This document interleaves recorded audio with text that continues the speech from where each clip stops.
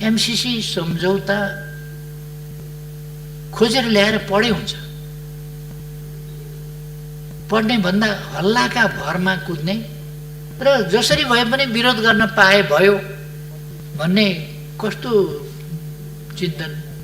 खुट्टाले टेकेर हिँड्न छोडेर टाउकाले टेकेर त्यो हातले टेकेर खुट्टा ठाडा पारेर हिँड्ने अभ्यास गर्न किन जरुरी छ? अब अहिले केहीहरूले हल्ला चलाएका छन्, पढ्न अल्छी लाग्छ कि क्या हो? एमसीसी पढेका मान्छे मैले त्यति भेटिनँ। जे त्यसमा प्रबन्ध छ त्यो प्रबन्ध पढेर त्यो प्रबन्धमा ठिक बेठिक यहाँ छ भनेर भन्नु चाहिँ एउटा कुरा हो। लहैमा लौ अमेरिकी सेना आउने भयो, कहाँ पढ्छन्, के पढ्छन्? अचम्म लाग्छ मलाई। कागले कान लगो भन्दाखेरि लाँदा त दुख्छ होला नि अलिकति, त्यो दुख्या छैन भने होइन होला त भन्ने थाहा पाउनु पर्यो नि। पहिले दुख्या छैन तैपनि सुटुकै लगेछ कि भन्ने हो भने पनि छाम्नु पर्यो नि, कान छ कि छैन यहाँ भनेर। दुखे पनि वास्ता नगर्ने, छ कि छैन पनि नछाम्ने, अनि लयमा कुद्ने। पढे हुन्थ्यो नि सम्झौतामा के लेखा छ कि यस देशमा विकास हुन आँट्यो भन्ने चिन्ता हो। यस देशमा विकासका लागि अनुदान आयो भन्ने चिन्ता हो। अहिले सडकको पनि विषय बनेको छ, अन्तको पनि विषय बनेको छ। एक जमानामा महाकाली सन्धिको सम्बन्धमा यति ठुलो बबन्डर आँधी हुरी मचियो,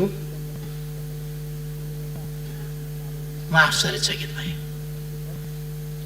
मैले भने म त त्यस्तो केही पनि देख्दिनँ, यहाँ त ठिकै देख्छु। फेरि हामी आफैले अध्ययन गरेर ठिक छ भनेर दुई सरकारका बीचमा हस्ताक्षर गर्दा हामी सरकारमा नभएको पार्टी पनि त्यहाँ उपस्थित थियौँ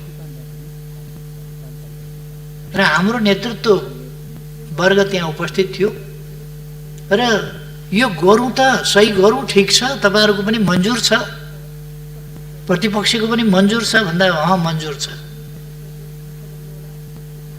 प्रणब मुखर्जीले हस्ताक्षर गर्ने बेलामा फेरि 3-4 पल्ट पहिले सोधिसकेर हस्ताक्षर गर्ने बेलामा कलम समातेपछि तो मैं साइन कर लूं सोधे थे। हाँ ठीक है कीजिए भनेपछि उनले साइन गरे। पछि हाँ ठीक है कीजिए भन्ने साथीहरू बुर्क उफ्रिया देखेपछि मैले अलिकति कडा शब्द प्रयोग गरेका थिएँ। त्यति बेला हामीले कहीँ गाँजा भाङ धतुर केही त खाएको थिएन होला।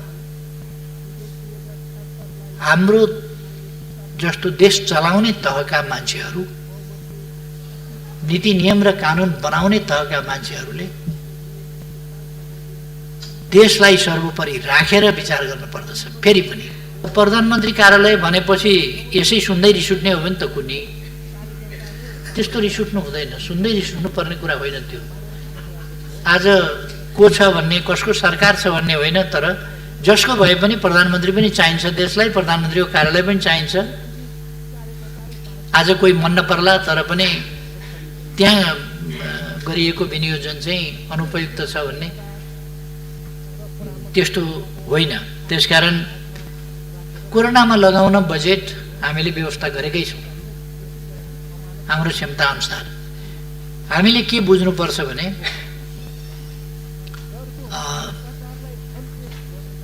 यो बडो फेसनै चलेको छ। यहाँ मान्यज्यूले मात्रै भन्नुभएको होइन, यो अरूले पनि भन्छन्। प्रधानमन्त्री कार्यालय, प्रधानमन्त्री मातहत, प्रधानमन्त्री कार्यालय मातहतका निकायहरूमा गरिएको अनावश्यक खर्चको विनियोजन जुन छ त्यो चाहिँ कोरोनामा लगाइयोस् भनेर। त्यो प्रधानमन्त्री कार्यालय मातहतको यो फेसन जस्तो कुरा होइन यो। त्यसकारण म आग्रह गर्न चाहन्छु त्यस्तो अनुपयुक्त बजेट, अनावश्यक बजेट त्यहाँ विनियोजन गरिएको छैन। कोरोनाको लागि उपयुक्त बजेट, आवश्यक बजेट विनियोजन गरेर हामी नियन्त्रण गर्छौँ। त्यसो गर्दा कुनै संस्थाप्रति या कुनै देशभित्र पनि राजनीतिक आग्रह जस्तो कुराहरू झल्किनु वाञ्छनीय हुँदैन। म त्यतापट्टि मान्यज्यूको ध्यान आकर्षण गर्न चाहन्छु। मैले अघि पनि भने कोरोनाले कुनै पनि सकारात्मक योगदान गरेन। अर्को मान्यजीले गर्नुभएको प्रश्न छ कि यसले गरेन नै, र यसले शारीरिक बिरामी मात्रै होइन, मानसिक बिमारी पनि, त्रासको स्थिति पनि, जसले गर्दाखेरि मानिसहरू डिप्रेसनमा जाने। डिप्रेसनको एउटा अनेक लक्षणहरू छन् डिप्रेसनका, त्यो लक्षणमध्ये एउटा लक्षण हो मरुमरु लाग्ने। एउटा डिप्रेसनको लक्षण हुन्छ मरुमरु लाग्ने। त्यो डिप्रेसनको लक्षणबाट मानिसहरूले आत्महत्या गर्छन्। सधैँ मान्छेले आत्महत्या गर्न सक्दैन जबसम्म मान्छे डिप्रेसनमा गएको छैन या सधैँ छ, ज्यानको माया लाग्छ। जैविक प्रवृत्तिमध्ये पहिलो प्रवृत्ति हो जीवन रक्षा। पहिलो प्रवृत्ति जैविक प्रवृत्ति नै हो, मानवीय मात्रै होइन। जुनसुकै जीव, जुनसुकै जन्तु, जुनसुकै जनावर, जुनसुकै कीट, जुनसुकै पतंग हरेक बाँच्न खोज्छ। कहिले कहिले हामी उपियाँ देख्छौँ, त्यसलाई यसो औँलाले थिच्न खोज्नुहोस्, तपाईँको औँलो त्यहाँ जाने बित्तिकै छड्केतिर फुत्त उफ्रिन्छ। फेरि अर्को ठाउँ यसो थिच्न खोज्नुहोस्, अर्कोतिर फुत्त उफ्रिन्छ, किनभने त्यो बाँच्नका लागि। मैले खाना खाँदाखेरि कहिले कहिले बाहिर ब्रेकफास्ट गर्दा या खाना खाँदाखेरि बाहिर बरन्डामा खान्छु। बरन्डामा खाएपछि काग मसँग खानेकुराको सम्बन्धमा अलिकति लडाइँ गर्न आउँछ। मलाई पनि भोक लागेको छ, आफै मात्रै एक्लै बसेर खाने, ल्याउ खाना भन्न आउँछ। त्यो मैले खाना दिन्छु, तर ऊ जबसम्म सुरक्षित छु, मसँग जालझेल भएको छैन, धोका भएको छैन भन्ने यकिन हुँदैन, तबसम्म मैले खाना दिएको हुन्छु, खाँदैन। किनभने यसले मलाई कुनै ट्रिक त गरिरहेको छैन, यति नजिकै खाना दिएको छ, कसरी खाने? म खाना समाउन खोज्दाखेरि उसले मलाई समात्यो भने के गर्ने? उसले शङ्का गर्छ, यकिन गर्दैन। अनि उसले विचार गर्छ, यो ज्यान खतरामा राखेर खाना काम छैन, भोक लागे पनि बरु भोकै बस्छु, बाँच्यो भने त भरे अन्त पाइन्छ खानेकुरा खाउँला, यहीँ मरियो भनेदेखि त गइगयो खाना के खाएर अर्थ के भयो? त्यसकारण बाँच्नै पहिलो कुरा हो भन्छ र खाना मान्दैन। अनि अलिक परतिर साथ दिएपछि अब म सुरक्षित छु भन्छ र अनि खान्छ। सुरक्षा पहिलो कुरा हो। त्यसकारण पछि पछि त्यो विश्वस्त हुँदै हुँदै अहिले चाहिँ नजिक आएर त्यो सँगै मात्रै होइन, खोसेर खान खोज्छ। कहिले कहिले उसलाई विश्वास भयो कि यसले मार्दैन, यसले कुनै पासो थाप्दैन, जालझेल गर्दैन भनेपछि त्यो अलिकति टेम्ड भएको छ, अलिकति घरेलुपन त्यसमा आएको छ।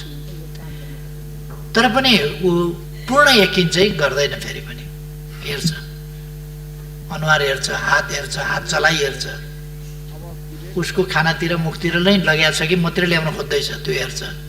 उतिर हात यसो गर्यो भनेदेखि ऊ फुत्त पर सरिहाल्छ। यो जैविक प्रवृत्ति मानिसमा हुन्छ। त्यसकारण मान्छे झन सचेत हुन्छ, मर्न चाहँदै चाहँदैन, आत्महत्या गर्नै सक्दैन। बाँच्ने प्रवृत्ति मानिसको मात्रै होइन, जैविक हो, जीवमा पनि त्यो हुन्छ भने मान्छे त झन सचेत, ऊ चाहिँ बाँच्न चाहन्छ, बाँच्न खोज्छ। त्यसकारण जब मान्छेले आत्महत्या गर्छ तब बुझ्नुपर्छ पीडाले मर्यो, के भएर मर्यो, कसो भएर मर्यो भने पनि त्यस पीडाले उसलाई पहिले डिप्रेसनमा लान्छ र डिप्रेस भएपछि मात्रै उसमा मर्ने प्रवृत्ति सुरु हुन्छ र हाबी हुन्छ। जब मर्ने प्रवृत्ति, मरुमरु लाग्ने प्रवृत्ति हाबी हुन्छ तब उसले आत्महत्या गर्छ। त्यसकारण हामीले साइकोलोजिकल ढङ्गले ट्रिट गर्ने, काउन्सिलिङ गर्ने यस्ता बेलामा जरुरी छ।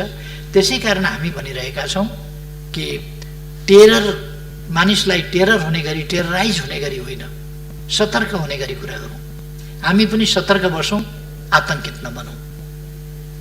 कोरोनाबाट सतर्क बसौँ, आतंकित नहौँ। यो खराब हो, यसले मार्न पनि सक्छ, तर त्यसबाट हामी बाँच्न सक्छौँ, सर्न नदिन सक्छौँ सतर्क भयौँ भने। त्यसकारण आतंकित नबनौँ। आतंकले डिप्रेसनमा लान सक्छ। यस्तो कुराहरू थुप्रै भएको छ।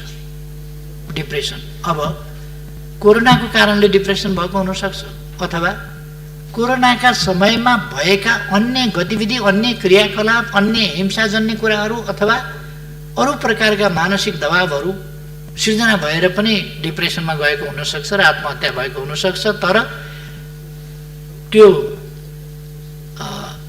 लकडाउनका कारणले होस्, अरू कारणले होस्, कोरोना लाग्ला भन्ने डरले होस्, अथवा लकडाउनको फाइदा लिएर कसैले सबलले दुर्बललाई पीडा दिएको होस्, बाँच्न कठिन बनाएको होस्, मर्यादित जीवन जिउन नदिएको होस्, जेसुकै कारणले भए पनि त्यस्ता कुराहरू हुने गरेका छन् जसप्रति सरकार अत्यन्त संवेदनशील छ।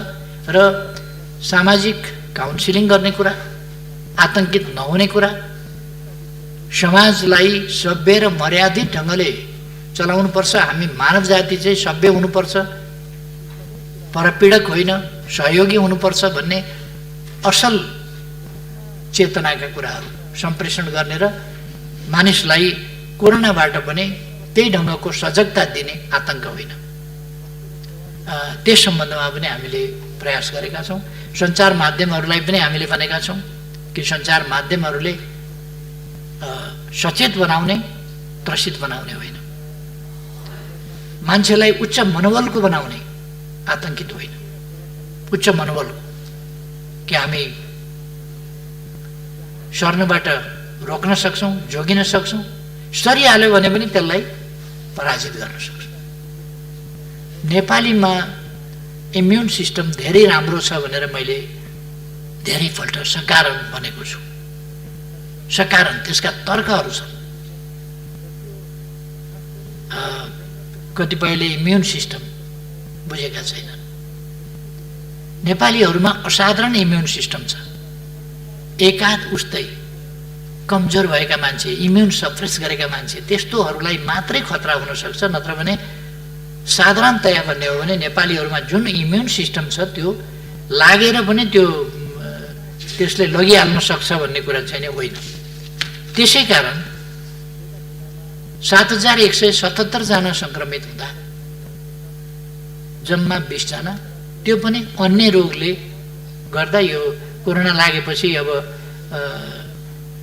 WHO को भनाइअनुसार हामीले एउटा त्यो मापदण्डलाई मान्न पर्ने कि त्यो लागेपछि त्यसैको टाउकोमा हालिदिनु पर्ने भएको हुनाले यो 20 को सङ्ख्या भएको। अझै पनि म त्यो दोहोऱ्याउन चाहन्छु, त्यो सत्य हो त्यो कुरा। र नत्र भने हाम्रो साह्रै सानो सङ्ख्या होला। यति हामीले 1167 जना त निको पारेर घर पठाइसकेका छौँ। अर्थात् यो निको हुँदो रहेछ नि, निको हुन्छ। 1-2 जना बितेको भए पनि 1167 जना त निको भएर घर गए अथवा निको भएर घर जान्छन्। 81-82 वर्षको उमेरको ज्येष्ठ नागरिक महिला निको भएर घर जानुभयो। 64 वर्षको ब्लड प्रेसर भएका बिरामीहरू, उच्च रक्तचाप भएका बिमारीहरू, दमका बिमारीहरू, अरू विभिन्न बिमारीहरू भएकालाई गाह्रो पर्छ भनेको पनि नेपालमा त्यस्ता बिमारी, खोइ म त दमको बिमारी थिएँ, यस्तो थियो, तर पनि उच्च रक्तचाप पनि थियो, तर पनि मजाले तातो पानी खाने गरे, निको भएर पो आएँ भन्ने बुढाबुढीहरू हामीले भेटिरहेका छौँ। त्यसकारण नेपालीहरूमा इम्युन सिस्टम धेरै धरो छ र हाम्रो उपचार पद्धति, प्रवृत्ति पनि भरसक राम्रो छ। तर यसको औषधि छैन। त्यसकारण पर्खिने र प्रतिरोध गर्ने नै यसको, त्यसका निम्ति कसरी प्रतिरोध क्षमता बढाउने त्यस सम्बन्धमा मैले प्रतिनिधि सभामा पनि, सायद राष्ट्रिय सभामा पनि अगाडि पनि मैले बोलेँ होला, कसरी इम्युन सिस्टम चाहिँ दह्रो हुन्छ, दह्रो बनाउन सकिन्छ भन्ने कुराहरू। 5वटा टिप्सको बारेमा मैले कुरा गरेँ होला। सन्तुलित र औषधिमय हाम्रो खाना, त्यसलाई समय अनुसार र सन्तुलित ढङ्गले मिलाएर खानेकुरा, हाम्रो बासी खानेकुरा फ्रिजमा राखेर अनेक दिनसम्म खाने भन्दा दैनिक बिहान बेलुकै पकाएर खाने, जति बेला खानु पऱ्यो त्यति बेला पकाएर खाने प्रवृत्ति, त्यो हाम्रो धेरै राम्रो कुरा छ। त्यसले इम्युनलाई राम्रो गर्छ। अर्को, हामी शारीरिक श्रम गर्छौँ, व्यायाम गर्छौँ, योगा गर्छौँ, त्यसकारण हामी स्वस्थ छौँ। यस धरतीमा योगा हाम्रा पूर्वजहरूले खाली शारीरिक व्यायाम मात्रै होइन, प्राणायाम समेत। जो प्राणायामले शारीरिक व्यायाम मात्रै होइन, श्वास प्रश्वासलाई नियन्त्रित, दौडिएर काम गरेर स्वाँ स्वाँ हुन सक्छ, सास बढ्न सक्छ दौडिँदा, तर त्यो नियन्त्रित श्वास प्रणाली, त्यसको नियमित नियन्त्रित र पर्याप्त फोक्सो खाली गर्नेदेखि पर्याप्त फोक्सो भर्नेसम्मको यो स्वाँ स्वाँ फ्याँफ्याँको हिसाबले मात्रै होइन, त्यसलाई नियमित नियन्त्रित गर्ने, जसबाट मस्तिष्कमा पर्याप्त अक्सिजन, मुटुमा पर्याप्त अक्सिजन जस्ता कुराहरू पुर्याउँछ, जसले सम्पूर्ण शरीरमा रक्त सञ्चारद्वारा अक्सिजन पुर्याउँछ र मान्छे ताजा हुन्छ। यी सब काम हाम्रा पूर्वजले अनुसन्धान गरेका थिए। त्यसकारण यो हामी कहाँ चाहिँ नि त्यसै गरेर आरामका कुरा मैले गरेका थिएँ, त्यसै गरेर स्वास्थ्य स्वस्थ ती कुराहरू मैले भनेको थिएँ र सकारात्मक सोच राख्न पर्ने कुराहरू, उच्च मनोबल राख्न पर्ने कुराहरू। अब कोरोनाले छोयो भन्ने बित्तिकै मर्छु, अब गएँ म भन्ठानु भनेदेखि त बाँच्न गाह्रो हुन्छ। कोरोना भनेको एउटा रुगाखोकी जस्तो लागिहाल्यो भने हाछ्यौँ साछ्यौँ गर्नुपर्छ, तातो पानी खानुपर्छ, उडाइदिनुपर्छ। त्यो हिसाबले सोच्नुपर्छ, उच्च मनोबल राख्नुपर्छ। कोरोनाले लान सक्दैन, लागिहाल्यो भने त्यो मनोबल राख्नुपर्छ। अब मैले अघि नै क्वारेन्टिन र सुरक्षाको बारेमा भने, क्वारेन्टिन विश्व स्वास्थ्य सङ्गठनको मापदण्ड अनुसारै हुनुपर्छ भन्ने हामी सबैको मान्यता हो। हामी प्रयास त्यही गरिरहेका छौँ। तर पनि यथार्थ के हो भनेदेखि हाम्रो सामर्थ्यले अहिलेसम्म लाखौँ मान्छेलाई, जस्तो मैले अघि नै भने, क्वारेन्टिनमा 1,08,336 जना मानिस अहिले छन्। यति उपयुक्त क्वारेन्टिन यति बनाउने हो भने करिब करिब युद्ध स्तरमा बनाउने हो भने 1 वर्षमा बनाइसकिँदैन। मान्छे बस्ने आवास बनाउने कुरा हो नि। 1,08,336 वटै टोयलेट बनाउनु पर्यो, किचन बनाउनु पर्यो, त्यहाँ खट्ने मान्छे त्यति चाहियो। यो प्रधानमन्त्री कार्यालय मातहतमा रहेको अनावश्यक खर्च भन्ने छ नि, यो अनावश्यक खर्च भनेको यस्तैमा लाग्ने खर्च, त्यसको अनुगमन गर्नु पर्यो। स्वास्थ्य कर्मीहरू खट्नु पर्यो, डाक्टर चाहियो, नर्स चाहियो। स्वाब टेस्ट गरेपछि त्यो स्वाब टेस्ट गर्ने, फेरि पुर्याउने ती सबै मान्छे पनि चाहिए। सुरक्षा कर्मी चाहिए, भोलिन्टियर्स पनि चाहिए। 3टा भोलिन्टियर्स अपराधी निस्किए भनेर संसारभरिका भोलिन्टियर्स भनेका अपराधी हुँदा रहेछन् भन्ने ठान्नु हुँदैन। भोलिन्टियर्स भनेको एउटा पवित्र नाम हो। तर अब कोही कोही अनेक भेषमा पनि कुकर्मीहरू निस्किन्छन्, पवित्र भेषमा, विभिन्न नामका, विभिन्न रङका वर्क ओढेर पनि भेटिन्छन्। त्यसो भनेर त्यस्तो वर्क ओढ्ने जति या त्यस्तो नामका वस्त्र धारण गर्नेहरू जति सबै त्यस्तै हुन्छन् भन्न सकिँदैन। कहिले कहिले एकदमै राम्रो काम गर्नुपर्ने, पुण्य काम गर्नुपर्ने ठाउँका मान्छेहरू अपुण्य अपराधिक क्रियाकलापहरूमा संलग्न भएको पनि पाइन्छ। तर सबैलाई जेनरलाइज त्यसमा गर्नु हुँदैन।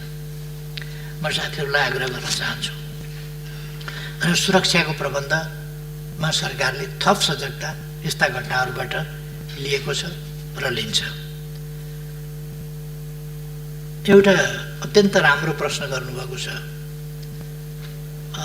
मैले अस्ति चैत्रबाट कक्षा सुरु हुँदा मैले शैक्षिक अभिभावकत्व लिएका मुगुका विद्यार्थीहरूलाई काठमाडौँमै ल्याएर बोर्डर्स गर्ने, त्यसका निम्ति माघमा आमा बुवाहरू समेत बोलाउने ती कुराहरू अगाडि सारेको थिएँ।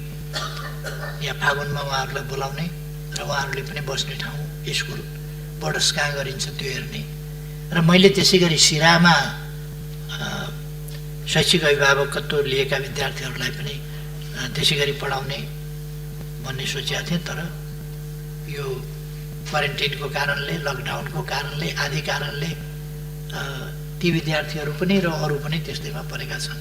अर्को, हामीले अस्ति 1 गतेबाट अनलाइन शिक्षा आदि भनेर सुरु गर्यौँ। तर नेपालको सुविधा, सहुलियत, पहुँच यी सबै कुरा समान छैनन् र सबै ठाउँमा पुर्याउन सकिएको छैन। त्यसकारण सबैलाई भएन भने कसैलाई पनि नगर्ने भन्न सकिँदैन। त्यसकारण हुन सकेका ठाउँहरूमा हामीले अनलाइन शिक्षा, अफलाइन शिक्षा, टेलिभिजन शिक्षा, रेडियो शिक्षा, विभिन्न ढङ्गले शिक्षा उपलब्ध गराउने ती कामहरू गरेका छौँ। जहाँ इन्टरनेट छैन त्यहाँ इन्टरनेट पुर्याउने कोसिस गरेका छौँ। तर सबै ठाउँमा कम्प्युटर, सबै ठाउँमा टेलिभिजन, सबै ठाउँमा टेलिभिजनको पहुँच अथवा त्यसको टावर, त्यसको प्रसारणको क्षमता आदि कुराहरू नै नपुगेका त्यस्ता ठाउँहरू छन् र इन्टरनेट नपुगेका ठाउँहरू छन्। त त्यस्ता ठाउँहरूका विद्यार्थीहरूप्रति हामी चिन्तित छौँ। कसरी त्यसमा पुरा गर्न सकिन्छ भन्ने कुराहरू यहाँले ध्यान आकर्षण गर्नुभयो। मैले आफूले शैक्षिक अभिभावकत्व लिएका विद्यार्थीहरूको बारेमा मलाई सम्झना छ, मैले बिर्सिएको छैन र ती विद्यार्थीहरूको खबर यहाँहरूले सुन्दै जानुहुनेछ भविष्यमा। मेरो विश्वास छ तिनीहरू त्यसै अनुसारको प्रगति गर्दै अगाडि बढ्नेछ। अरू ठाउँमा पनि मैले गरिब बालबालिकाहरूको कसरी उत्थान गर्न सकिन्छ, तिनीहरूलाई गरिबीबाट कसरी उन्मुक्त गर्न सकिन्छ र तिनीहरूको उज्जवल भविष्य कसरी बनाउन सकिन्छ, तिनीहरूलाई प्रतिस्पर्धी क्षमताका नागरिक, विश्वमै प्रतिस्पर्धी क्षमताका नागरिक कसरी बनाउन सकिन्छ हाम्रा देशका तमाम बालबालिकालाई, त्यतापट्टि पनि मेरो ध्यान गएको छ र सरकारको ध्यान गएको छ। तदनुसार हामी प्रयासहरू अगाडि बढाइरहेका थियौँ। आगामी वर्ष हामीले यस वर्ष यो नयाँ आर्थिक वर्षमा देशलाई साक्षर घोषणा गर्ने योजना बनाएका थियौँ। तर मलाई लाग्छ यस वर्ष हामीले साक्षर बनाउन सम्भवतः सक्दैनौँ, अर्को 1 साल पर्खिनुपर्छ जस्तो लाग्छ। त्यसकारण अहिलेको सरकार कुनै अव्यावहारिक कुराहरू गरिरहेको छैन। जस्तो हामीले यसै वर्ष साक्षर बनाउने भने पनि यस वर्ष साक्षर बनाउन सम्भव नहुन सक्ने अवस्था रहेको कुरा म साथीहरूमा जानकारी गराउन चाहन्छु। अर्को वर्ष सायद हामीले पर्खिनुपर्छ। तर फेरि अर्को एउटा ऐतिहासिक काम हामी गर्नेछौँ। अर्को वर्ष, अर्को आर्थिक वर्षबाट हामीले नेपाल निरक्षरता नभएको साक्षरहरूको, पढे लेखेका मान्छेहरूकै देश हो भनेर गर्व गर्ने ठाउँमा नेपाललाई एक सिडी फेरि माथि उठाउन सक्छौँ।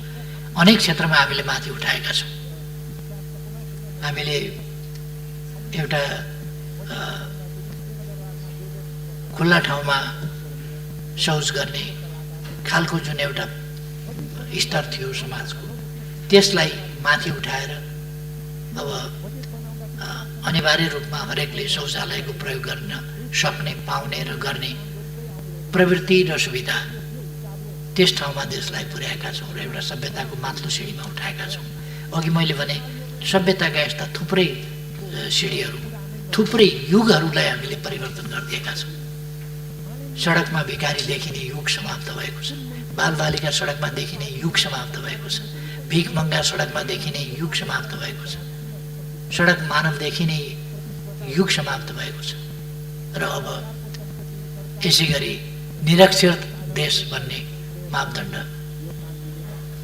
त्यो पनि एक स्तर माथि देश उठ्नेछ र हामीले दिगो विकास लक्ष्यका मापदण्डहरूमा, थुप्रै मापदण्डहरूमा हाम्रो रेकर्ड राम्रो छ। नीति कार्यक्रम र बजेटमा पनि आइसकेको कुरा हो। हाम्रा प्रमुख मापदण्डहरूमा 14वटा मापदण्डमा हामी अगाडि छौँ र नेपालको प्रगति उल्लेखनीय छ र यस्ता मापदण्डहरूका आधारमा हामी थुप्रै ठाउँमा प्रशंसित पनि भएका छौँ। नेपाल हाम्रो प्रगति हाम्रो लोकतन्त्र, यस लोकतन्त्रले दिएका उपलब्धि, यस लोकतन्त्रमा स्मुथली हामीले समाज परिवर्तनको क्रमलाई अगाडि लगेका कुरा, सङ्घीयता कार्यान्वयनको कुरा, संविधान कार्यान्वयनको कुरा जुन स्मुथनेसका साथ हामीले लगेका छौँ त्यसलाई संसारले प्रशंसा गरेका छ। हामीले हिंसाको अन्त्य गरेर शान्तिको दिशामा जुन प्रगति गरेका छौँ, शान्ति प्रक्रियालाई जसरी प्रारम्भ गऱ्यौँ, अगाडि बढायौँ र समाजमा शान्ति स्थापना गऱ्यौँ, यी कुराहरू अगाडि बढेका छन्। अब अहिले केहीहरूले हल्ला चलाएका छन्, पढ्न अल्छी लाग्छ कि क्या हो। एमसीसी पढेका मान्छे मैले त्यति भेटिनँ। एमसीसी सम्झौता खोजेर ल्याएर पढे हुन्छ, पढ्ने भन्दा हल्लाका भरमा कुद्ने र जसरी भए पनि विरोध गर्न पाए भयो भन्ने कस्तो चिन्तन।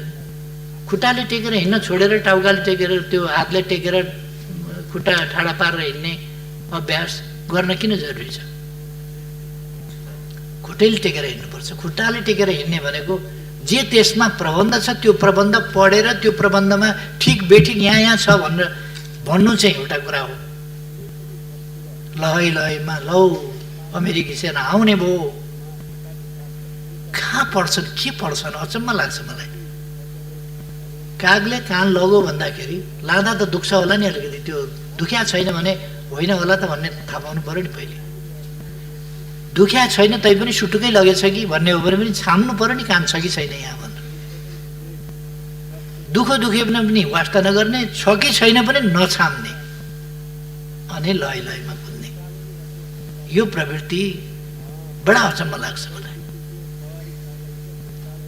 अहिले सडकको पनि विषय बनेको छ, अन्तको पनि विषय बनेको छ। यो सान्दर्भिक अहिलेको विषय यहाँको नभएको हुनाले म यसमा धेरै अगाडि जान चाहन्न। तर पढे हुन्थ्यो नि सम्झौतामा के लेखा छ कि यस देशमा विकास हुन आँट्यो भन्ने चिन्ता हो। यस देशमा विकासका लागि अनुदान आयो भन्ने चिन्ता हो। ठिकै छ, यस सम्बन्धमा म मान्यजीहरू समक्ष आफ्ना विचार अर्को कुनै समय राख्नेछु। यो छलफलमा आउने नै छ। म मान्यजीहरूलाई आग्रह गर्न चाहन्छु, हामी देशका सर्वोच्च जनप्रतिनिधि संस्थाका सदस्यहरू, हामीले इतिहासमा दर्ज हुने गरी बोल्नु पर्दछ।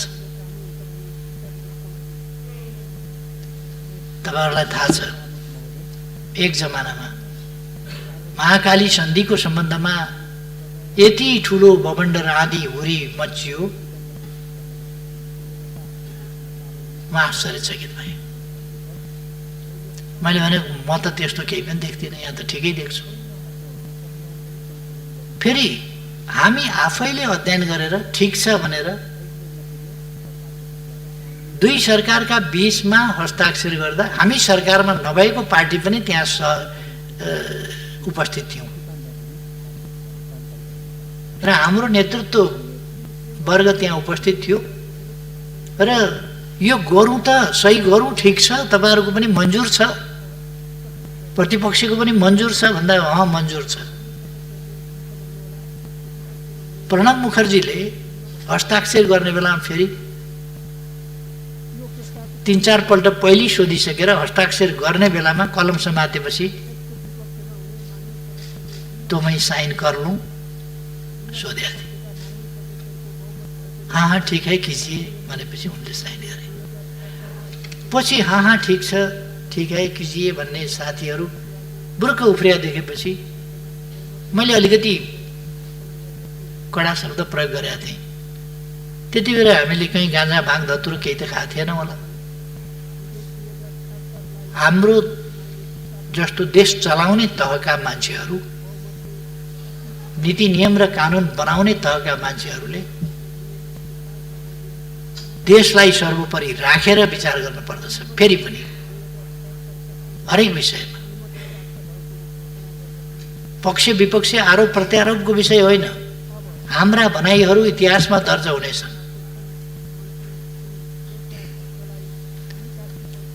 त्यसकारण अहिले संविधान जसरी सर्वसम्मत ढङ्गले संशोधन भएको छ, यो यस संसदको इतिहासको गौरवको कुरा हो, नेपाली हुनुको गौरवको कुरा हो, राष्ट्रियताको प्रश्नमा नेपालको एकताको गौरवको कुरा हो। त्यस्तै गौरवका विषय हुने गरी हाम्रा अभिव्यक्तिहरू पढेर, अध्ययन गरेर, हेरेर भोलि फरक नपर्ने गरी हाम्रा नाति नातिनीका पालासम्म फरक नपर्ने गरी, त्योभन्दा पछिसम्म पनि फरक नपर्ने गरी यी इतिहासमा हेरिने विषय बन्छन्। म मान्यजीहरूको ध्यान आकर्षण गर्न चाहन्छु, इतिहासमा हेरिने विषय बन्छन्। त्यसकारण हामीले संसदमा बोल्दा कहिले के कुरा बोलिराखेका हुन्छौँ। म स्मरण गराउन चाहन्छु, संसदका सबै अभिव्यक्तिहरू रेकर्डेड छन्। हिस्ट्रीले फेरि रेकर्ड उदिन्छ। अस्ति भर्खर मैले एउटा अनलाइनमा हेरेँ, 53 सालमा मैले कालापानीको सम्बन्धमा छलफलमा राखेको कुरो, फेरि त्यति बेला सार्वजनिक महत्त्वको प्रस्ताव पेश गरेको कुरो, सीमा सम्बन्धी विषयमा छलफल गरौँ भनेर राखेको प्रस्ताव अस्ति एउटाले निकालेछ, 53 सालको कुरो।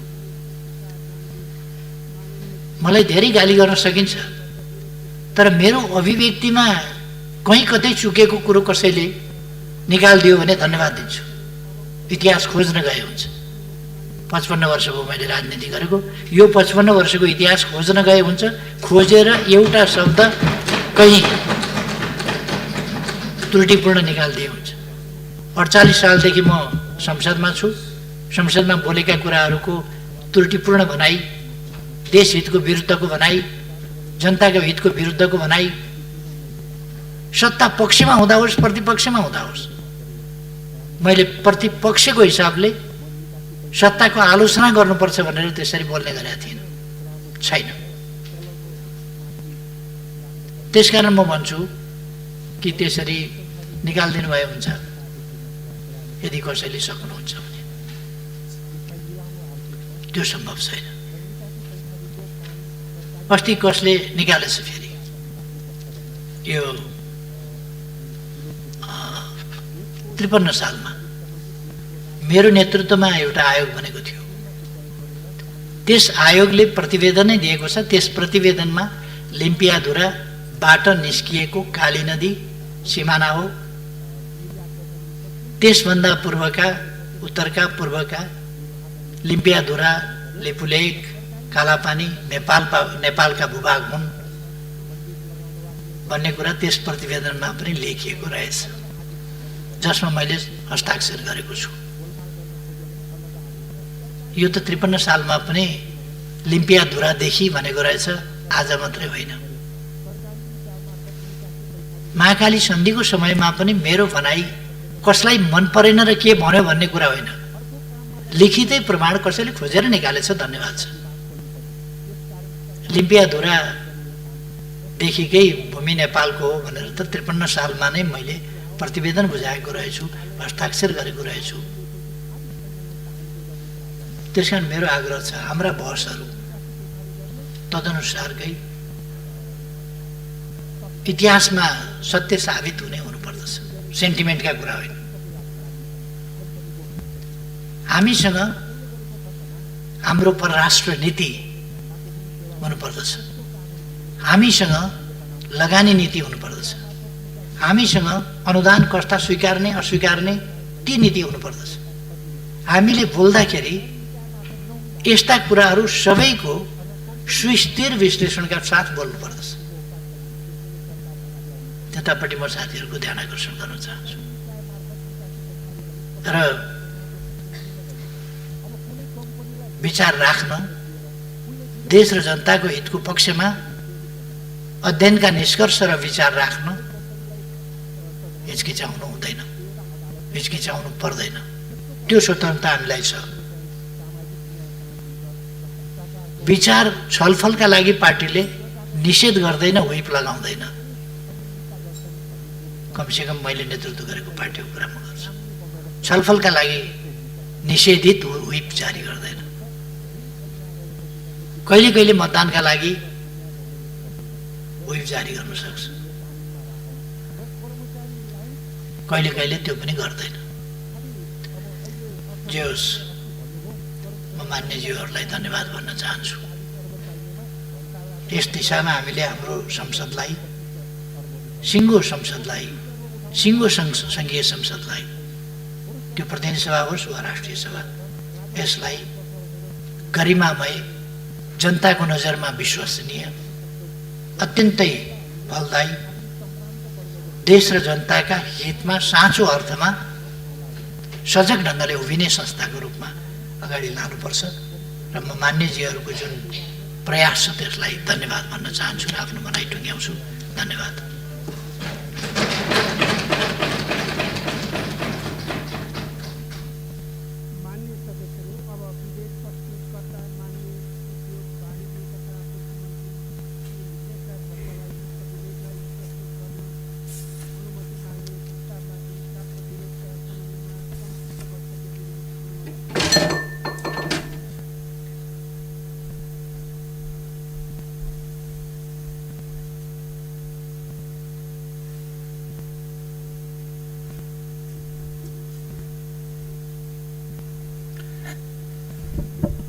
माननीय सदस्यहरू, राष्ट्रिय योजना आयोग, प्रधानमन्त्री तथा मन्त्री परिषदको कार्यालय, उपराष्ट्रपतिको कार्यालय र राष्ट्रपतिको कार्यालय सम्बन्धी विनियोजन शीर्षकमाथिको छलफल यही समाप्त हुन्छ। माननीय सदस्यहरू, विनियोजन विधेयक 2077 माथिको विभिन्न शीर्षकहरूमाथिको दफावार छलफल यही समाप्त हुन्छ।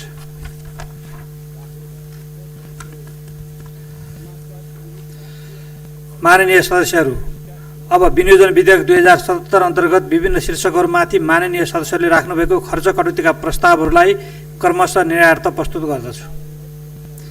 माननीय सदस्यहरू, सर्वप्रथम माननीय प्रकाश पन्थद्वारा प्रस्तुत विनियोजन विधेयक 2077 अन्तर्गत कानुन, न्याय तथा संसदीय मामिला मन्त्रालय शीर्षकको खर्च रकमलाई घटाई ₹1 गरियोस् भनी राख्नुभएको खर्च कटौतीको प्रस्ताव फिर्ता लिन चाहनुहुन्छ भने समय उपलब्ध गराउँछु।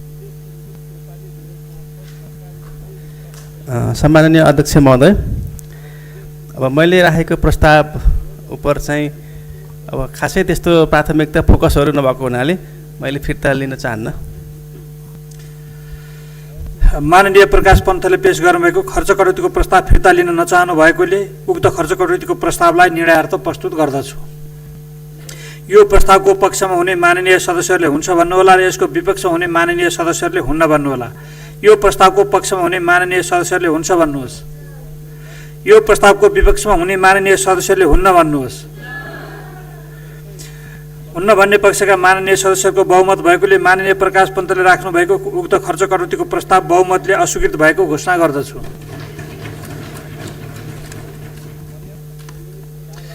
माननीय सदस्यहरू, अब म माननीय तारादेवी भट्टद्वारा प्रस्तुत विनियोजन विधेयक 2077 अन्तर्गत महिला बालबालिका तथा ज्येष्ठ नागरिक मन्त्रालय शीर्षकको खर्च रकममा ₹100 घटाइयोस् भनी राख्नुभएको खर्च कटौतीको प्रस्ताव फिर्ता लिन चाहनुहुन्छ भने समय उपलब्ध गराउँछु। सम्माननीय अध्यक्ष महोदय, यो 2077 प्रस्तुत विधेयक 2077 अन्तर्गत महिला बालबालिका तथा ज्येष्ठ नागरिक मन्त्रालय सम्बन्धी विभिन्न शीर्षकमा कैयौँ शीर्षकमा मितव्ययिता होस् भन्ने हिसाबले मैले यो खर्च कटौतीको प्रस्ताव राखेको हुँ। म यो फिर्ता लिन चाहन्न। माननीय तारादेवी भट्टले पेश गर्नुभएको खर्च कटौतीको प्रस्ताव फिर्ता लिन नचाहनु भएकोले उक्त खर्च कटौतीको प्रस्तावलाई निर्णयार्थ प्रस्तुत गर्दछु। यो प्रस्तावको पक्षमा हुने माननीय सदस्यहरूले हुन्छ भन्नुहोला र यसको विपक्षमा हुने माननीय सदस्यहरूले हुन्न भन्नुहोला। यो प्रस्तावको पक्षमा हुने माननीय सदस्यले हुन्छ भन्नुहोस्। यो प्रस्तावको विपक्षमा हुने माननीय सदस्यहरूले हुन्न भन्नुहोस्। हुन्न भन्ने पक्षका माननीय सदस्यको बहुमत भएकोले माननीय तारादेवी भट्टले राख्नुभएको उक्त खर्च कटौतीको प्रस्ताव बहुमतले अस्वीकृत भएको घोषणा गर्दछु। माननीय सदस्यहरू, अब म माननीय जितेन्द्रनारायण देवद्वारा प्रस्तुत विनियोजन विधेयक 77 अन्तर्गत भौतिक पूर्वाधार तथा यातायात मन्त्रालय शीर्षकको खर्च रकममा उल्लिखित रकम घटाइयोस् भनिराख्नु भएको खर्च गतिको प्रस्ताव फिर्ता लिन चाहनुहुन्छ भने समय उपलब्ध गराउँछु। सामान्य अध्यक्ष महोदय, मैले भौतिक पूर्वाधार तथा यातायात मन्त्रालयसँग सम्बन्धित खर्च कटौतीको प्रस्ताव, यो मन्त्रालयको काम अझ प्रभावकारी होस्, खर्चमा मितव्ययिता होस् र यो मुलुकले प्रगति गर्न सकोस् भन्ने मनसायले राखेको हुँ। त्यसकारणले यसलाई फिर्ता गर्ने त प्रश्नै आउँदैन। सो कुराको जानकारी गराउँछु। धन्यवाद। माननीय जितेन्द्र नारायण देवले पेश गर्नुभएको खर्च कटौतीको प्रस्ताव फिर्ता लिन नचाहनु भएकोले उक्त खर्च कटौतीको प्रस्तावलाई निर्णयार्थ प्रस्तुत गर्दछु। यो प्रस्तावको पक्षमा हुने माननीय सदस्यहरूले हुन्छ भन्नुहोला र यसको विपक्षमा हुने माननीय सदस्यहरूले हुन्न भन्नुहोला। यो प्रस्तावको पक्षमा हुने माननीय सदस्यहरूले हुन्छ भन्नुहोस्। यो प्रस्तावको विपक्षमा हुने माननीय सदस्यहरूले हुन्न भन्नुहोस्। हुन्न भन्ने पक्षका माननीय सदस्यको बहुमत भएकोले माननीय जितेन्द्र नारायण देवले राख्नुभएको उक्त खर्च कटौतीको प्रस्ताव बहुमतले अस्वीकृत भएको घोषणा गर्दछु। माननीय सदस्यहरू, अब म माननीय जितेन्द्र नारायण देवद्वारा प्रस्तुत विनियोजन विधेयक 2077 अन्तर्गत शहरी विकास मन्त्रालय शीर्षकको खर्च रकमलाई घटाई ₹1 गरियोस् भनिराख्नु भएको खर्च कटौतीको प्रस्ताव फिर्ता लिन चाहनुहुन्छ भने समय उपलब्ध गराउँछु। सामान्य अध्यक्ष महोदय, मैले यो शहरी विकास मन्त्रालय अन्तर्गत खर्च कटौतीको प्रस्ताव त्यो अहिलेको वर्तमान आर्थिक सङ्कटको सन्दर्भमा त्यो मन्त्रालयले आफ्नो खर्चहरूलाई मितव्ययिताको सिद्धान्त अनुसार अवलम्बन गरोस् भन्ने मनसायले राखेको हुनाले फिर्ता गर्न नचाहेको कुरा अवगत गराउँछु। माननीय जितेन्द्र नारायण देवले पेश गर्नुभएको खर्च कटौतीको प्रस्ताव फिर्ता लिन नचाहनु भएकोले उक्त खर्च कटौतीको प्रस्तावलाई निर्णयार्थ प्रस्तुत गर्दछु। यो प्रस्तावको पक्षमा हुने माननीय सदस्यहरूले हुन्छ भन्नुहोला र यसको विपक्षमा हुने माननीय सदस्यहरूले हुन्न भन्नुहोला। यो प्रस्तावको पक्षमा हुने माननीय सदस्यहरूले हुन्छ भन्नुहोस्। यो प्रस्तावको विपक्षमा हुने माननीय सदस्यले हुन्न भन्नुहोस्।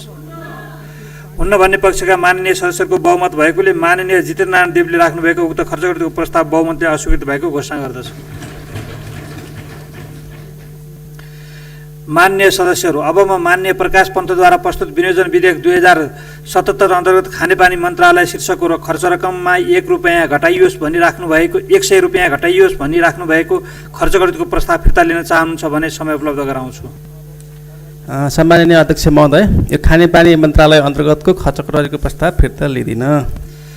माननीय प्रकाश पन्तले पेश गर्नुभएको खर्च कटौतीको प्रस्ताव फिर्ता लिन नचाहनु भएकोले उक्त खर्च कटौतीको प्रस्तावलाई निर्णयार्थ प्रस्तुत गर्दछु। यो प्रस्तावको पक्षमा हुने माननीय सदस्यले हुन्छ भन्नुहोला र यसको विपक्षमा हुने माननीय सदस्यले हुन्न भन्नुहोला। यो प्रस्तावको पक्षमा हुने माननीय सदस्यले हुन्छ भन्नुहोस्।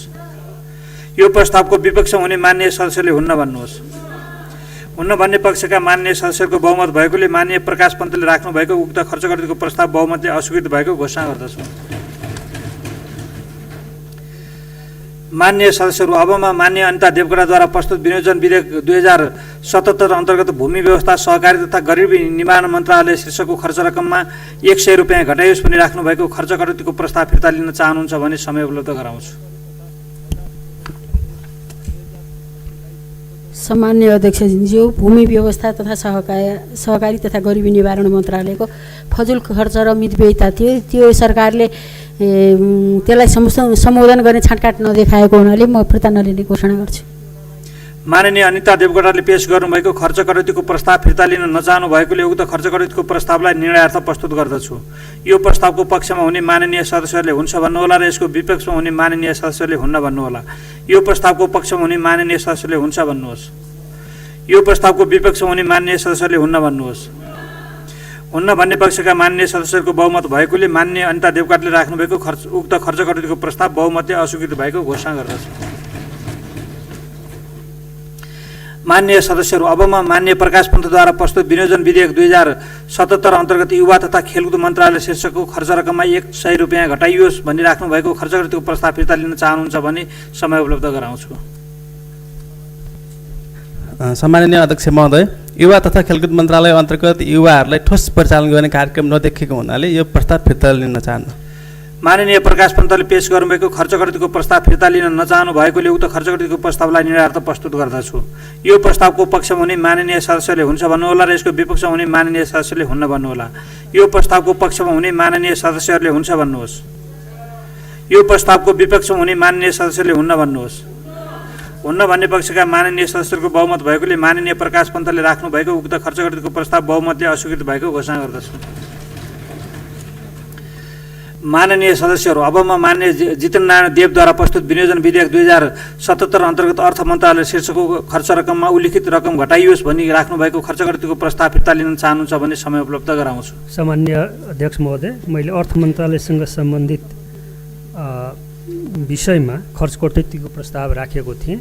त्यो प्रस्तावको सन्दर्भमा माननीय मन्त्रीजीको जवाफ चित्तबुझ्दो नआएको हुनाले मैले आफ्नो प्रस्ताव फिर्ता लिन नचाहेको कुरा अवगत गराउन चाहन्छु। माननीय जितेन्द्रनारायण देवले पेश गर्नुभएको खर्च कटौतीको प्रस्ताव फिर्ता लिन नचाहनु भएकोले उक्त खर्च कटौतीको प्रस्तावलाई निर्णयार्थ प्रस्तुत गर्दछु।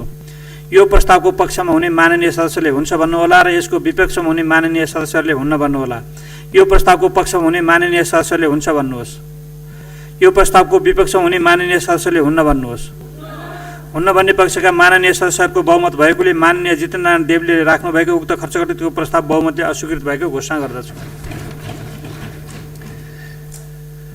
माननीय सदस्यहरू, अब म माननीय प्रकाश पन्थद्वारा प्रस्तुत विनियोजन विधेयक 2077 अन्तर्गत सञ्चार तथा सूचना प्रविधि मन्त्रालय शीर्षकको खर्च रकममा उल्लिखित रकम घटाइयोस् भन्ने राख्नु भएको खर्च कटौतीको प्रस्ताव फिर्ता लिन चाहनुहुन्छ भने समय उपलब्ध गराउँछु।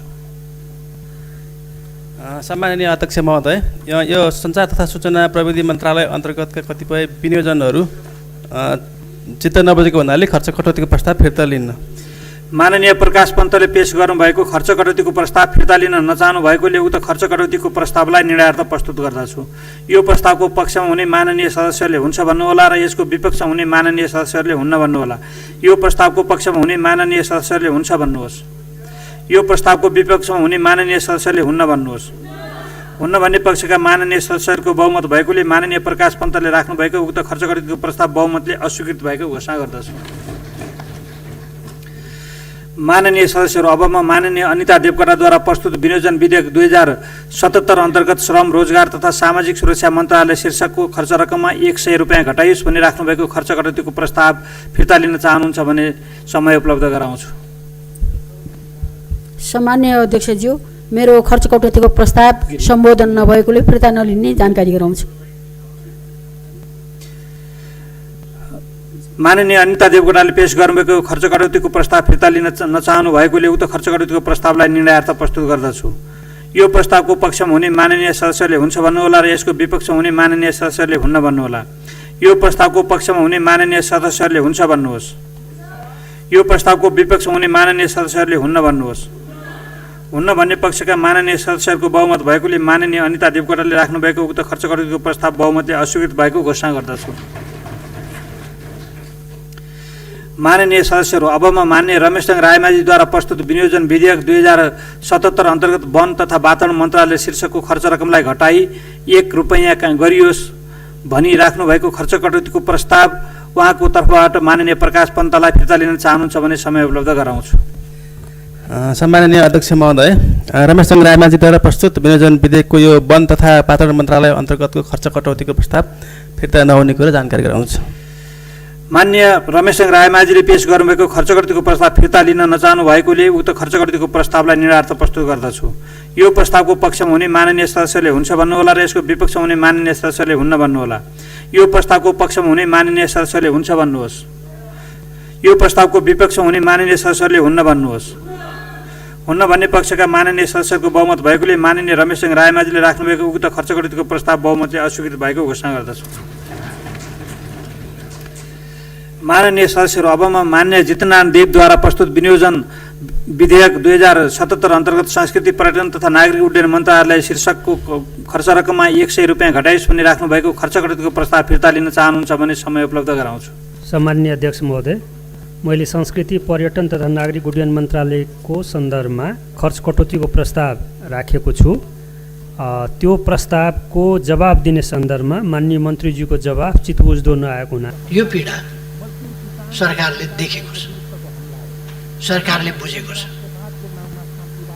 र अहिलेको सरकारको प्रधानमन्त्रीले सहर पनि देखाएको छ, गाउँ पनि देखाएको छ, दुर्गम पनि देखाएको छ, सुगम पनि देखाएको छ।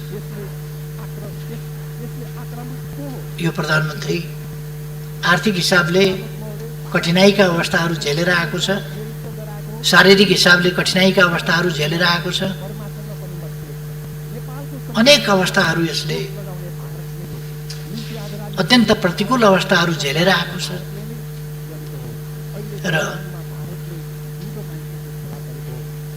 जनताका समस्याहरू, गाउँका समस्याहरू, गरिबका समस्याहरू, गिटी कुट्नेका समस्या, भारी बोक्नेका समस्यादेखि लिएर दैनिक रोजगारी गरेर गुजारा गर्नुपर्नेका समस्याहरू पनि अहिलेको सरकारको प्रधानमन्त्रीले बुझेको छ। त्यसकारण यत्तिकै यस सरकारले यो कोभिड-19 आउनभन्दा अगाडिदेखि नै नेपालमा कोही भोकै पर्दैन, भोकले मर्न पर्दैन भन्ने नारा दिएको थियो। त्यसै कारण यसले एकदम तलबाट, जमिनबाट सामाजिक विषमता, सामाजिक कुरूपता, यस्ता कुराहरूलाई एकदम जमिनबाट, त्यहाँदेखि माथि माथिका कुरा गरेर होइन, 2 वर्षका कुरा गर्दा मैले अस्ति पनि यस सदनमा बोल्दा भनेको थिएँ, हामीले माथि माथि मात्रै होइन, मानवीय सभ्यताको स्तरलाई यी 2 वर्षमा कसरी उठाएका छौँ भन्दा सडक मानव। 2 वर्ष अगाडिसम्म तपाईँले सडकमा हिँड्दाखेरि पेटीमा कहिल्यै कपाल नकोरेको, कहिल्यै कपाल नधोएको, कहिल्यै कपाल ननुहाएको, जिउ कहिल्यै ननुहाएको, शरीरभरि घाउ भएको, सडकको पेटीमा लम्पसार परेको सैकडौँ मान्छे देख्नुहुन्थ्यो, यतै पनि त्यतै पनि त्यतै पनि। सडकभरि भिखमङ्गाहरू, बजारभरि भिखमङ्गाहरू, पसल अगाडि अगाडि भिखमङ्गाहरू, त्यस्तो देख्नुहुन्थ्यो। सडक बालबालिकाहरू देख्नुहुन्थ्यो सहरमा, प्लास्टिक टिपिरहेका, कुकुरसँग झगडा गरिरहेका, कुकुरसँग मिलेर बोरामा एउटै बोरामा सुतिरहेका बालबालिका देख्नुहुन्थ्यो। मान्छेका छोराछोरी, 21औं शताब्दीका मान्छेका छोराछोरीहरू कुकुरसँगै सडकमा बेहालसँग, बेवारिसे, अभिभावक विहीन भएर ती भोकै सुतेको, लम्पसार परेको तपाईँ हामीले देख्थ्यौँ। आज त्यस्तो बालबालिका देख्नु परेको छ र त्यस्तो बालबालिका सडकमा सरकार छ हेर्नका लागि, किनभने तिनको पनि सरकार हो। मैले प्रधानमन्त्री हुने बित्तिकै घोषणा गरेको थिएँ, यो जनताको सरकार हो, त्यसकारण कोही भोकै पर्दैन, कोही भोकले मर्दैन, खाना र आवास बिना नेपाली अलपत्र परेर त्यसरी बस्नु पर्दैन। र यी 2 वर्षमा कमसेकम हामीले ती प्रबन्धहरू गरेका छौँ। म मान्यजीहरूलाई, नेपाली समाजलाई भिखारी मुक्त, तपाईँहरू कोभिड-19 सिद्धिएपछि विभिन्न मान्यजीहरू विभिन्न देशहरूमा जानुहोला, त्यहाँ आफ्ना प्रवचनहरू दिनुहोला, तपाईँहरू भन्न सक्नुहुनेछ नेपाल एउटा यो सडक बालबालिका नभएको, त्यसबाट मुक्त भएको देश हो, भिखारी मुक्त देश हो। नेपालमा बाँच्नका लागि कसैले हात थापेर, टोकरी थापेर, एउटा पात्र थापेर भिखमङ्गा भएर गिडगिडाउनु पर्दैन कसैका लागि। कुनै महिलाले एउटा बच्चा बोकेर बाबुजी भोक लगाए भन्नु पर्दैन, कुछ खाने के लिए दीजिए भन्नु पर्दैन। यो अवस्था नेपालमा छैन, यो बेगर फ्री देश हो, सडक मानव रहित देश हो नेपाल भन्न सक्नुहुन्छ। पहिलेको भन्दा हामीले जनस्तरबाट कसरी परिवर्तन ल्याएका छौँ त्यो कुरा देख्न सक्नुहुन्छ। अहिले केही समस्याहरू छन्, जो यस्तो समस्याहरू छन्, आम समस्याहरू छन्, जसलाई हामीले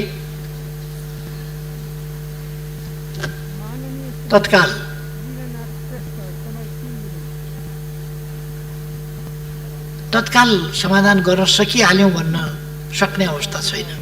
किन भने यो यति फैलिएको छ। अहिले को रोजगारविहीन भयो त्यसको आँकडा हरेक दिन त सरकारले पाइहाल्न सक्दैन। को बेरोजगार भयो, महामारी छ कोभिडको, लकडाउन हामीले केही खुकुलो गरेका छौँ। अहिले जनजीवन सहज होस् भनेर यसको स्वास्थ्य सम्बन्धी प्रभाव, शारीरिक स्वास्थ्य सम्बन्धी, मानसिक स्वास्थ्य सम्बन्धी, यसको सामाजिक जीवनमा, जनजीवनमा पर्ने प्रभाव, यसको आर्थिक जीवनमा पर्ने प्रभाव, यसले गर्दा पारिवारिक, यसले गर्दा छरछिमेक सम्बन्धमा पर्ने प्रभाव, अनेक प्रकारका प्रभावहरू छन्। यसको सकारात्मक योगदान हुन सक्ने कुरा भएन। यसबाट नकारात्मक हिसाबले शिक्षा लिएर हामी आत्मनिर्भर हुनुपर्ने रहेछ भन्ने कुरा शिक्षा लिन सक्छौँ। हामी विदेशतिर दौड्ने भन्दा हाम्रा खेतबारीहरू हराभरा बनाएर आम्दानी गर्न सकिन्छ, त्यतापट्टि लाग्नुपर्ने रहेछ। अन्त गयो भने भन्या बेला आउन नपाइने, अलपत्र परिने सम्भावना हुने रहेछ। त्यसकारण अन्त जाने प्रवृत्ति भन्दा पनि ज्ञान आर्जन गर्न, धन आर्जन गर्न केही समयका लागि बाहिर जानु एउटा कुरा हुन्छ, तर राम्रो धन आर्जन गर्न पो जाने त खालि अरूको देशको सेवा गर्न, अरूको देशको विकासका लागि हामी जाने होइन। यस सम्बन्धमा हामीले नकारात्मक रूपमा यसको शिक्षा लिन सकौँला, तर यसले केही पनि सकारात्मक योगदान गर्दैन। त्यसकारण हाम्रो जनजीवनमा प्रतिकूल असर पारेकै छ, त्यसलाई हामीले बुझ्नुपर्छ र त्यसको समाधान गर्न सरकार दत्तचित्त भएर लागेको छ। सरकार कुनै खेलबाड गरिरहेको छैन र खेलबाड गर्दैन। एउटा शब्द आजकल चलेको छ, इनाफ भन्ने। सबैलाई कण्ठ भइसकेको शब्द पनि इनाफ। मैले सडकमा पनि प्ले कार्ड हेरेँ, कोभिड-19 इनफ इज इनफ। के अर्थ हुन्छ यसको भनेर मैले खोजी हेरेँ। COVID-19 enough is enough, COVID-19 is more than enough. यो आउनै नहुने, कसरी आयो? आउनै नहुने, निषेध गर्न खोज्यौँ, रोक्न खोज्यौँ, तर पनि आयो। यो इनफ मात्रै होइन, हदभन्दा पनि बढी भयो। चाहिँदै नचाहिएको, आउनै नहुने कुरा आयो। यो त सबैले मानेको छ, इनफ इज इनफ। के हो त्यो? यो सरकारले ल्याएको त होइन।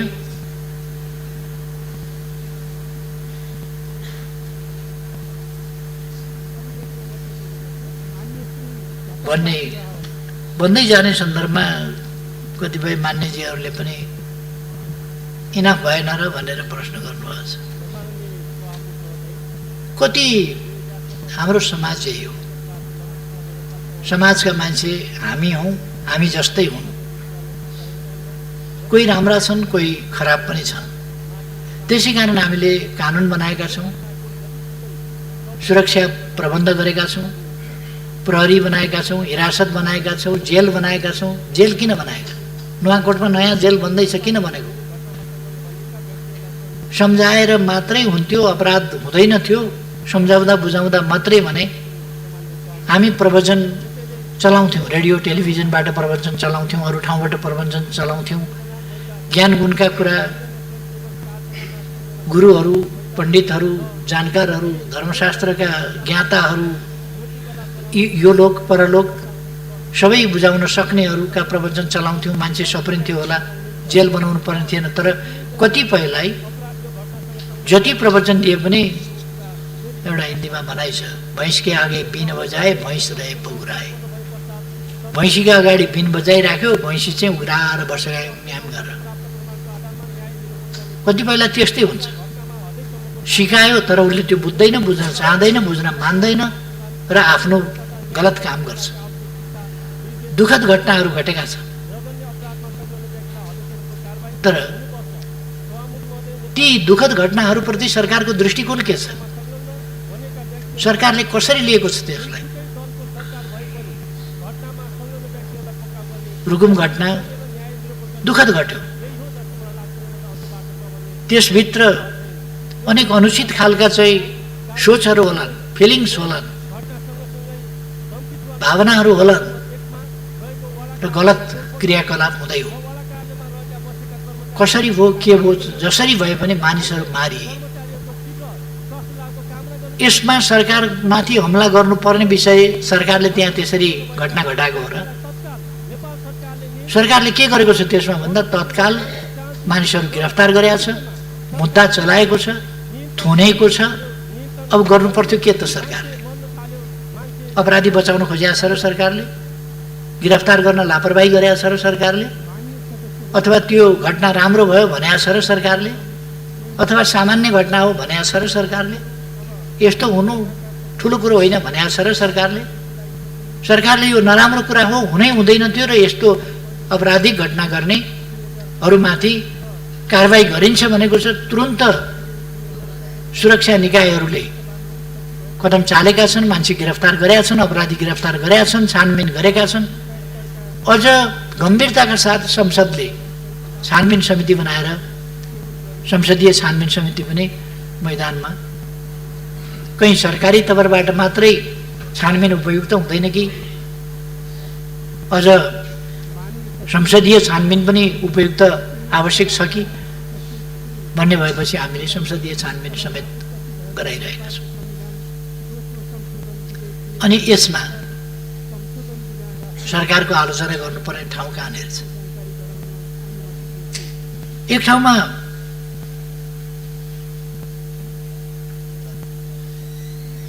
यो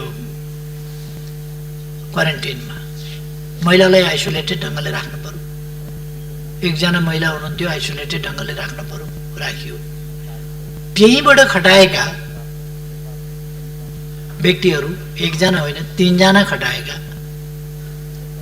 त्यति मात्र लाज शरम पनि हुनुपर्ने मान्छेलाई।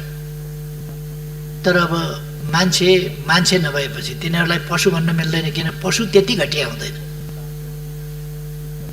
पशुले त्यस्तो घटिया व्यवहार गर्दैन। त्यस प्रकारका अपराधिक प्रवृत्तिका मान्छेहरू पनि हुँदा रहेछन्। त्यसको प्रिकसन नगरिएको होइन। एकजना मात्रै खटाएको भएदेखि एकजना महिला भएका ठाउँमा एकजना पुरुष किन खटाइयो? किन सुरक्षाको अलिक ध्यान दिइएन भन्ने कुरा हुन्थ्यो। 2 जना खटाएपछि पर्याप्त हुनुपर्ने 3 जना खटाएको छ। तर 3 जना अपराधिक मनोवृत्तिका कुकर्मीहरू निस्किए। बहुत दुःखको कुरा हो त्यो। मानव जातिका निम्ति एउटा कलङ्कको घटना हो, कलङ्कको प्रवृत्ति हो। त्यो प्रवृत्ति र त्यो व्यवहार अत्यन्तै जति निन्दा गर्दाखेरि पनि कम हुन्छ, दण्डनीय हो र सरकारले उनीहरूलाई गिरफ्तार गर्ने, दण्ड दिने काम तत्काल प्रारम्भ गरेको छ। सरकारले गराएको घटना होइन त्यो। सरकारले कसरी लिएको छ भन्दा यो निन्दनीय घटना हो, नहुनु पर्थ्यो, दुःखद घटना हो र यस अपराधलाई क्षमा गर्न सकिँदैन, अक्षम्य। त्यसकारण यसलाई कारबाही गर्नुपर्छ। सरकारले कारबाही गरेको छ। यसतर्फ सरकारको ध्यान नगएको होइन। त्यसकारण अब सरकारले गर्नु पर्थ्यो के त थप? गिरफ्तार गर्ने, कारबाही गर्ने बाहेक भन्न सकिन्छ अझ धेरै सुरक्षाकर्मी राख्न पर्थ्यो। हामीसँग सुरक्षाकर्मी कति छन्, कहाँ कहाँ हामीले कति खटाएका छौँ, कत्रो भेल मानिसहरूको आएको छ र कति ठाउँमा सुरक्षाकर्मीको कत्रो चाहिँ टुकडी हामीले खटाएका छौँ र त्यो हरेक ठाउँमा पुग्न सक्छ कि सक्दैन, ती कुराहरूलाई पनि हामीले ध्यान दिनुपर्छ।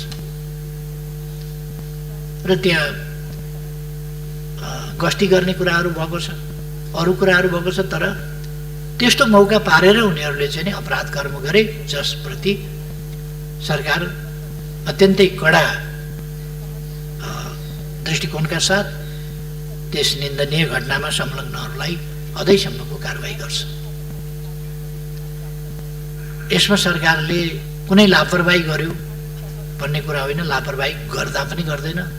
र सरकार समाजलाई एउटा सभ्य सुसंस्कृत समाज बनाउन चाहन्छ।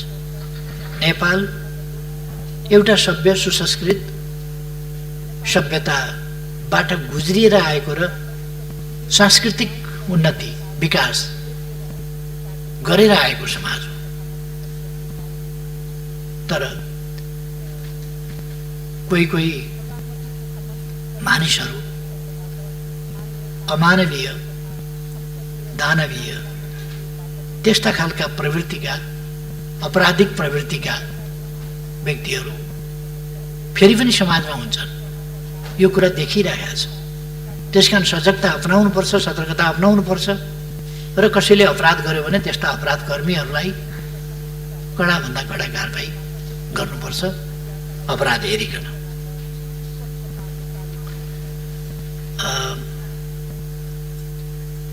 यस्ता विषयहरूमा सरकार संवेदनशील छैन कि भन्ने कुनै ठाउँ छैन।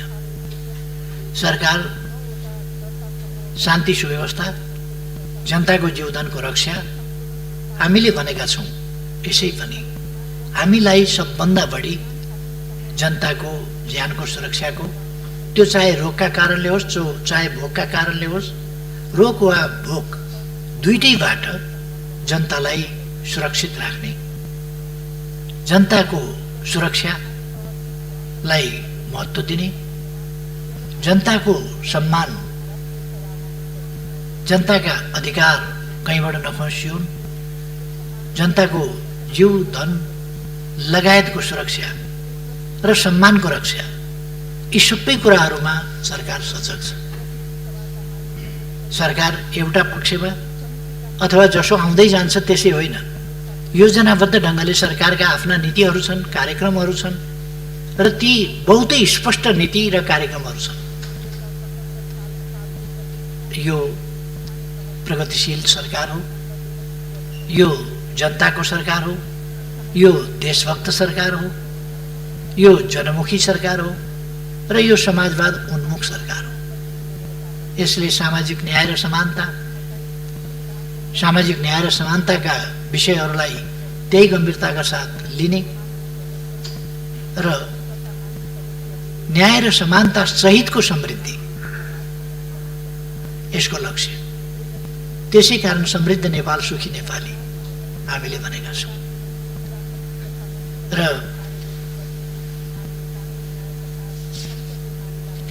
असाधारण र अभूतपूर्व प्रगति बितेका 2 वर्षमा सरकारले गरेको छ। त्यसको व्याख्या म पहिले पनि गरिसकेका छु, अब अहिले दोहोऱ्याउन र समय लिन चाहन्न।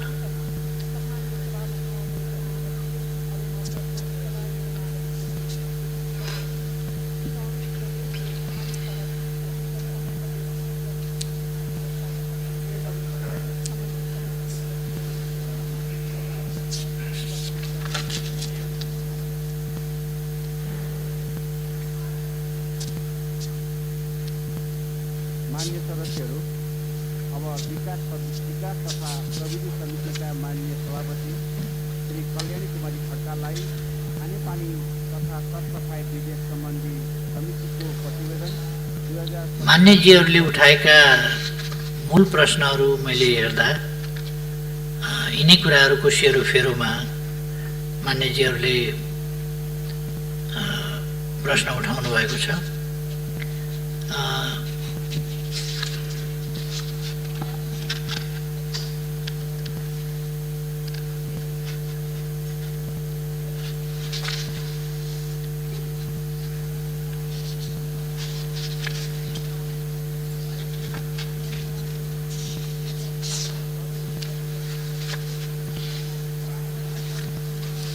मलाई लाग्छ मुख्य रूपमा प्रश्नहरू यिनै प्रश्नको सेरोफेरोमा कोभिड-19 अथवा शान्ति सुरक्षा अथवा बजेट विनियोजन जस्ता कुराहरू अथवा टेस्टका कुराहरू अथवा क्वारेन्टिनका कुराहरू, यिनै कुराहरूको सेरोफेरोमा मान्यजीहरूका प्रश्नहरू छलफलका क्रममा आएका थिए, जिज्ञासाहरू पनि आएका थिए। र म अर्को कुरा अलिकति यस सन्दर्भमा भन्न चाहन्छु। आज केही बेर अगाडि मात्रै यस गरिमामय सदनले जसरी हामीले आफ्नो अतिक्रमित भूमि समेतलाई समेटेर नक्सा नेपाल सरकारले प्रकाशित गरेको थियो नयाँ नक्सा। त्यसअनुसार हामीले हाम्रो प्रतीक चिन्हमा अथवा हाम्रो निशान छापमा संशोधन गर्न जरुरी थियो। संविधानको अनुसूची 3 संशोधन गर्न जरुरी थियो। यसमा प्रतिनिधि सभामा पनि व्यापक राष्ट्रिय सहमति देखा परेको थियो र विपक्षमा आवाज पनि आएन, विपक्षमा मतदान पनि भएन। राष्ट्रिय सभाबाट त्यस्तै जुन सोलिडारिटी देखिएको छ, ऐक्यबद्धता देखिएको छ, राष्ट्र एक भएको छ र राष्ट्र एउटा नयाँ उचाइ, नयाँ उपलब्धि इतिहासमा कि यस ढङ्गले सर्वसम्मत बनेको छ, एक ठाउँमा राष्ट्र उभिएको छ। देशलाई परेका बेला नेपाल एक ठाउँमा उभिन्छ, नेपालीहरू एक ठाउँमा उभिन्छ, राष्ट्रिय एकता कायम गर्छ। नेपालमाथि कसैले कुनै प्रकारको अन्याय गर्न खोज्यो भने त्यो सम्भव छैन। नेपालीहरूलाई विभाजित गर्न खोज्यो भने त्यो पनि सम्भव छैन। अरू साधारण कुराहरूमा, खुद्रा मसिना कुराहरूमा नेपालीहरू भिन्न भिन्न राय अभिमत जाहेर गर्लान्, तर राष्ट्रिय महत्त्वका विषयहरूमा राष्ट्रिय एकता प्रदर्शन गर्दछन् भन्ने जुन अभूतपूर्व एकता देखाएको छ, त्यसमा यस सदनले केही समय अगाडि गरेको निर्णयका लागि म सबै मान्य सदस्यहरू, सम्माननीय अध्यक्षज्यू लगायत सबै यस सभाका सदस्यहरू समेत म हार्दिक धन्यवाद भन्न चाहन्छु। धेरै धेरै धन्यवाद छ साथीहरूलाई। अब यदि अहिले अझै पनि केही कुराहरू स्पष्ट रहेनन् भन्ने लाग्यो भने अथवा केही कुराहरूमा थप स्पष्टता आवश्यक छ भन्ने लाग्यो भने त्यस सम्बन्धमा स्पष्ट मैले पार्ने नै छु।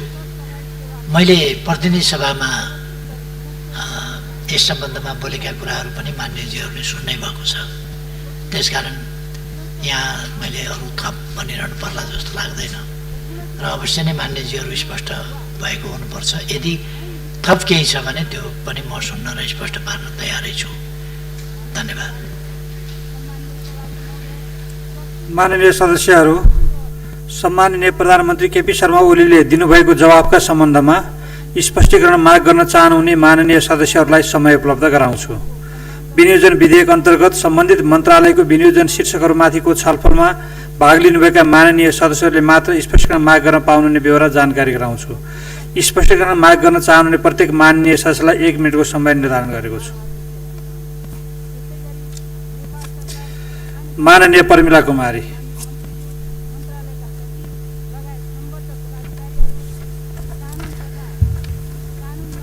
सम्माननीय अध्यक्ष महोदय, महोत्तरी जिल्लाको समसी गाउँपालिकामा हिजो मात्र 24 घण्टामा 575 जना संक्रमित भएका छन्।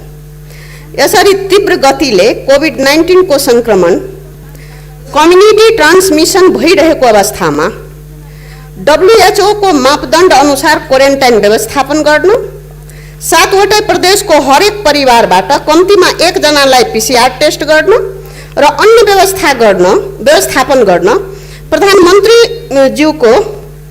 प्रधानमन्त्रीको कार्यालयमा अनावश्यक खर्चको लागि गरिएको विनियोजित बजेटलाई कोभिड-19 रोकथामको लागि विनियोजन गर्दा बेस हुन्छ। यसमा सम्माननीय प्रधानमन्त्रीज्यूको धारणा जान्न चाहन्छु। धन्यवाद। माननीय प्रकाश पन्त। सम्माननीय अध्यक्ष महोदय मार्फत सम्माननीय प्रधानमन्त्रीज्यूलाई मेरो जिज्ञासा क्वेसन छ। हामीले भनेको पनि प्रधानमन्त्री मुलुकै कार्यकारी प्रमुख हो, सबै मन्त्रालय विभागहरू प्रधानमन्त्री मात्र छँदैछन्, तसर्थ कुनैलाई नजिक कुनैलाई टाढा राख्नु भएन भन्ने नै हो।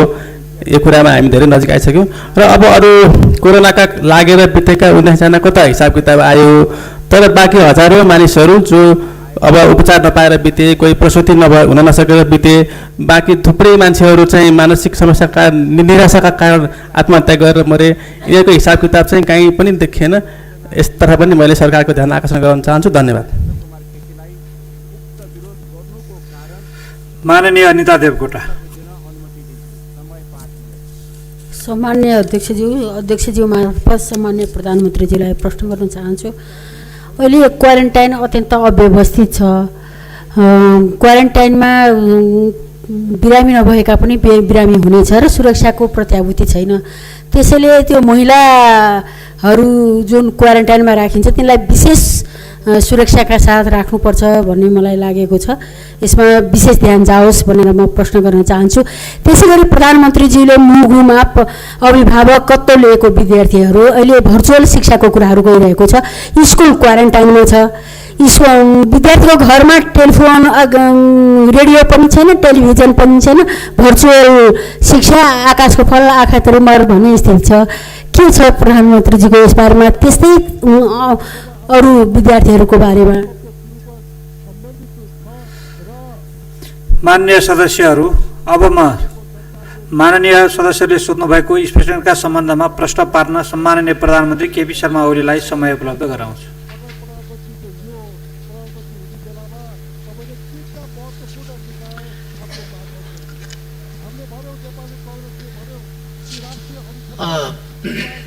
सम्माननीय अध्यक्ष महोदय, महोत्तरीको घटना भन्नुभयो क्या 575 जना हिजो मात्रै सङ्क्रमित भयो भनेर। सङ्क्रमित हिजो मात्रै भएका होइन, सङ्क्रमित फेला परेका हिजो त्यो त्यहाँ मात्रै फेला परेको सङ्ख्या यो हिजो होइन, यो महोत्तरीको सङ्ख्या हुनसक्छ। तर हिजो मात्रैको त देशभरिका क्वारेन्टाइनहरू वा अन्यत्रबाट गरिएका परीक्षणमा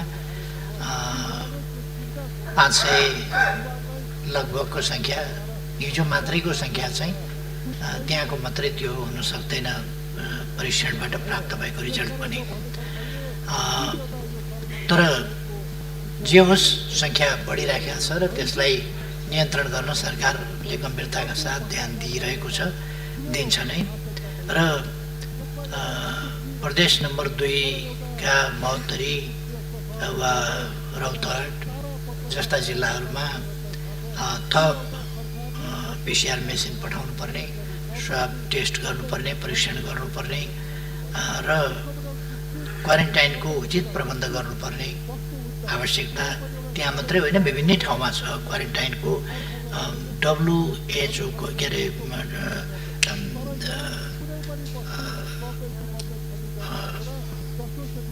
मान्यता अनुसार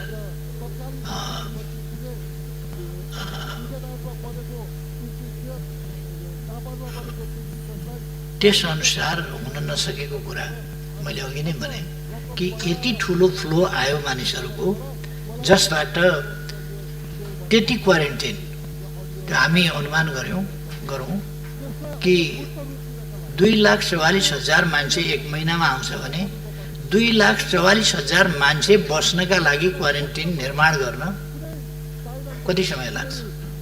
कुनै पनि देशले सकेका छैन, कुनै पनि देशले। अमेरिकाले पनि सकेको छैन, रुसले पनि सकेको छैन, कसैले पनि सकेका छैन।